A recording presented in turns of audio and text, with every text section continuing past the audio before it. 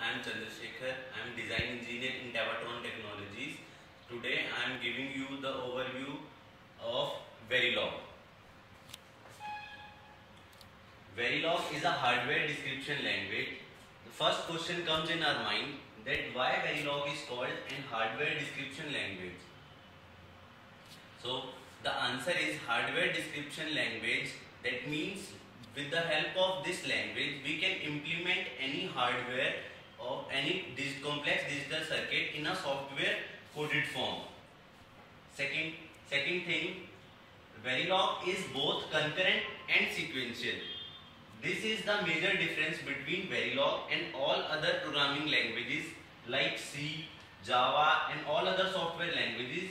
These languages only have sequential statements, but Verilog can have both concurrent and sequential statements because the digital circuit or analog circuit will have concurrent nature rather than sequential. Verilog, there are two major HDLs in industry. One is VHDL and second one is Verilog.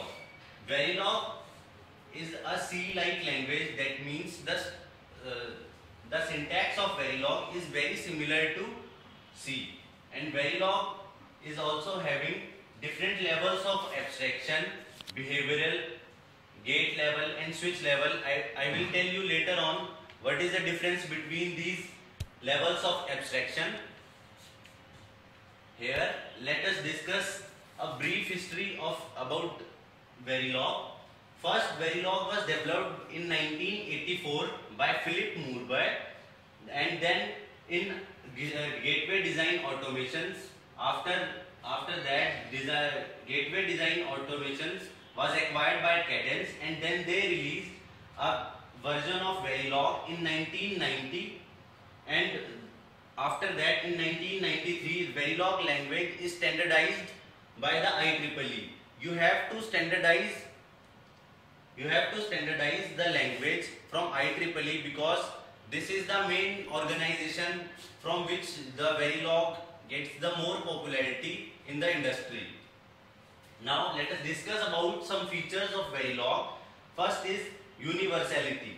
Universality means that it can allow a user to design your whole code at a single platform. After that, you can run simulation and synthesis process on different tools. I will tell you what is difference between simulation and synthesis later on. Second thing, industrial support. Verilog language is most popular among industry for IC design, and it is most popular because it is very easy and it has very specific tools for designing the complex hardware. And third is extensibility. The IEEE standard 1364 contains definition of PLI. So PLI is a concept by which one language can interface with the second language, because we are writing tools in Verilog, but the tool itself is written in another language. So we have to communicate between two languages. So PLI is a tool that can communicate between two languages. Here, levels of abstraction. So there are 4 levels of abstraction in Verilog. First is behavioral. This is the highest level of abstraction. Data flow, gate level and switch level. Behavioral level of abstraction.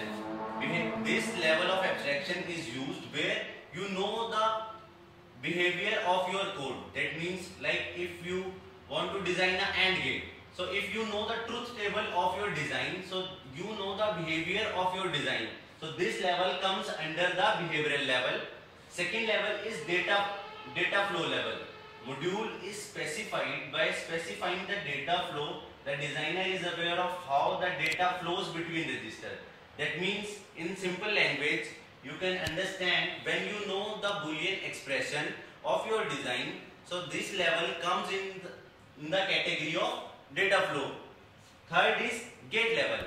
So gate level is that level in which you know, so what is the circuit of your design.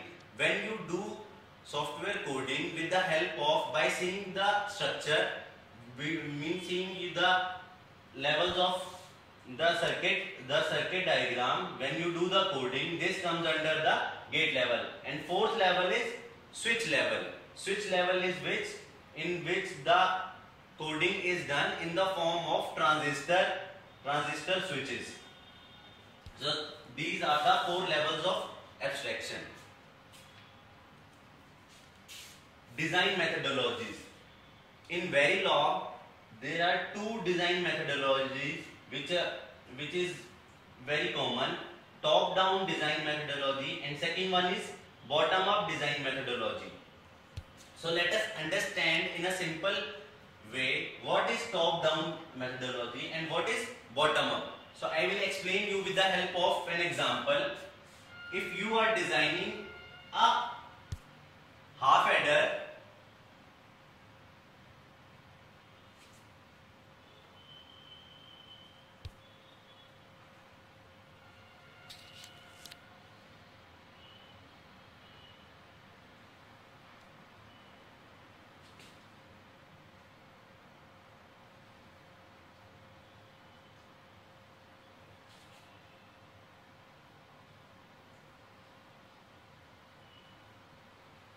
if you design main module first, that means for half adder, if you design half adder first and then later on you design AND gate,